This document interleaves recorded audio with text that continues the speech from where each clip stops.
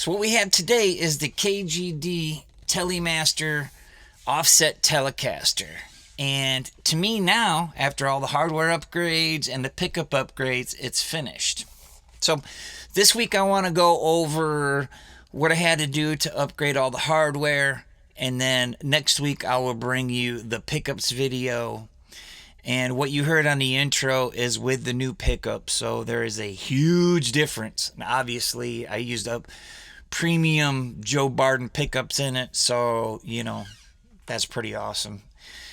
And yeah, so I just wanted to show you guys what I did with this hardware here. And we'll take a look at this guitar after it's all said and done. And if you're into this sort of thing, give it a like, share, comment, or subscribe. I'd love to have you here as a subscriber.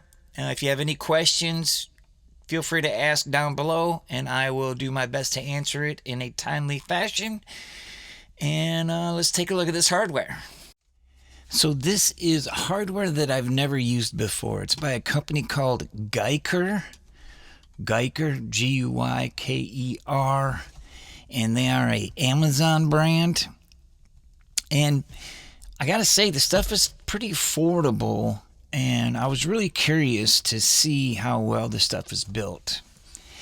And as you can see here, everything was packed really well. And you could see there was great care in all of it. And I did all of the hardware from the same company that I could. This stuff is called Rust Color, like control plate, or Rust Color tuners, or Rust Color. And obviously it's not rust color, it just looks like faded nickel, which it looks great. I was really surprised. So here's what I did for the neck plate. Now, I tried to scuff it up a little bit and pulled that chrome right off. Like, it was so thin. So what I ended up doing was taking a old nickel neck plate that I had laying around, and I went ahead and cut that little curve in it and drilled a hole right there, because all the other holes lined up just fine. And that way it just looks a little bit better than what happened with the original one. Plus, all this new metal is way thicker, like pretty considerable.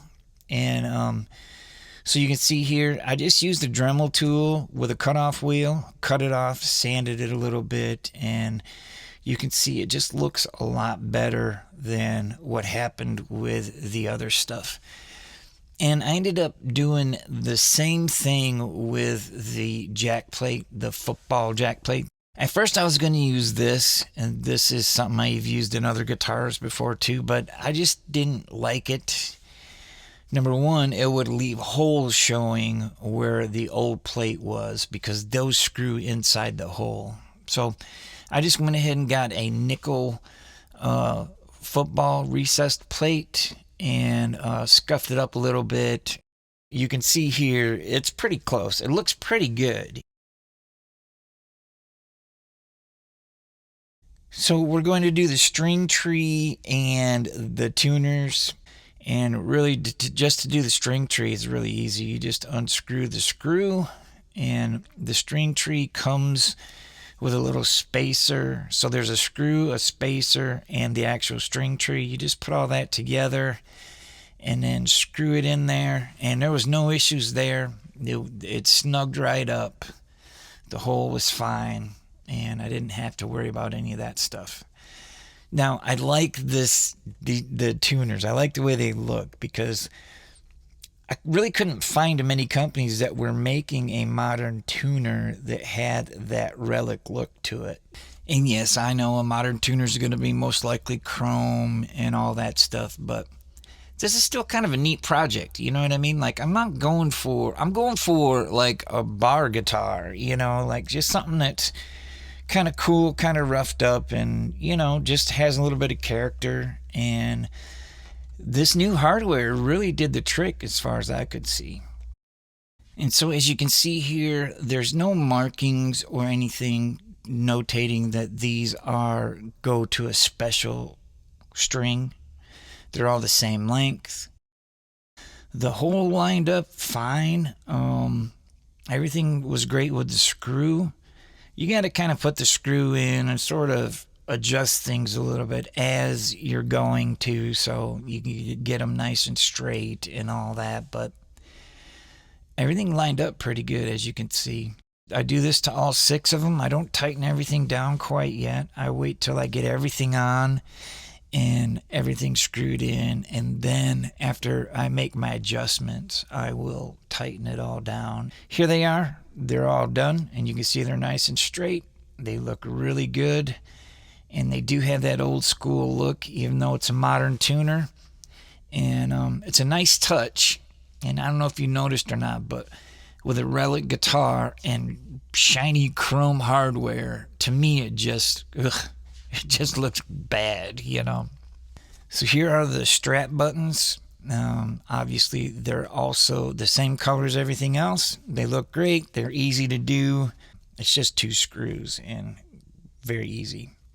Here is the bridge. Now, it came with the right Allen wrenches and everything too, so you don't have to worry about that. They are compensated saddles.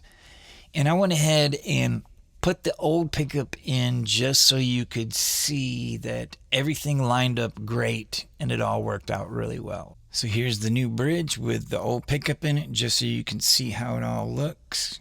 And all the holes line up, and we're going to put those 4 screws in.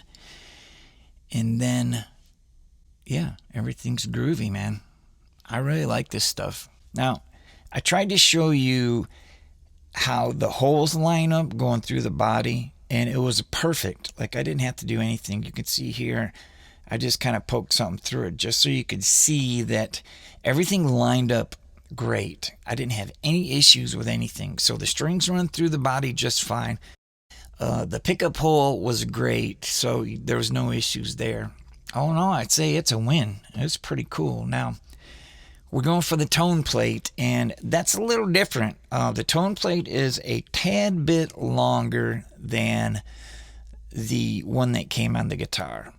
Also, the volume knob is a little closer to the switch, but I looked on my American Telly, and it's more in line with that. And the only thing that I had to do was the screws hole needed to be added at the end of the tone plate just because it's a hair longer.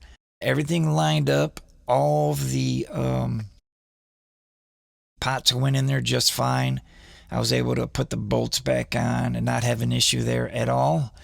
And everything went really, really well, to be honest.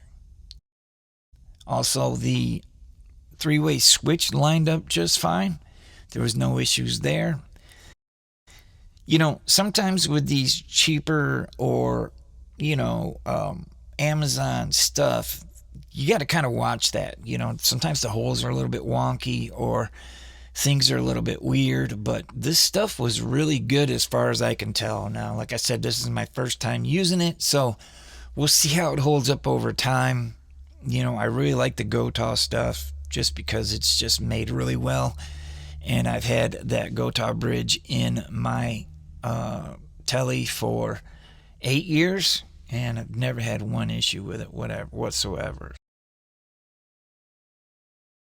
So I just put the knobs on so you could see those are knobs made for a smooth bore shaft, but I just put them on there just so you guys can see what it looks like. And you see the consistency with the finish.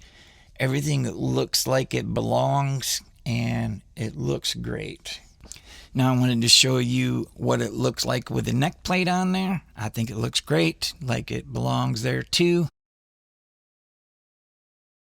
If you have any questions, comments, or concerns, please leave it down below, and I will answer them as fast as I can. And we will see you on the next one. Thank you.